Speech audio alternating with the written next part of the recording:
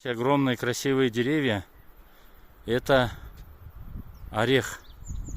Весь мир его знает как греческий орех.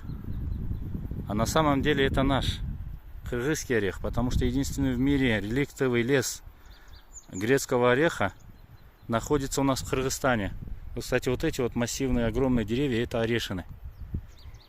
И эти леса находятся в горной гряде, начиная от села Саты и вдоль вот этой вот горной гряды до самого Арсланбоба.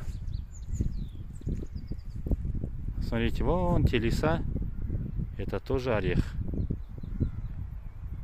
Вот эти вот леса. Представляете, какие красивые места здесь?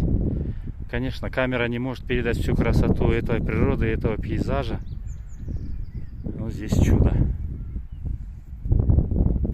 Кстати, кто был в Малайзии, в Индонезии, хотя бы на острове Бали, где джунгли, они могут прийти сюда и примерно такую же картину, как и там, в горных массивах, увидеть здесь.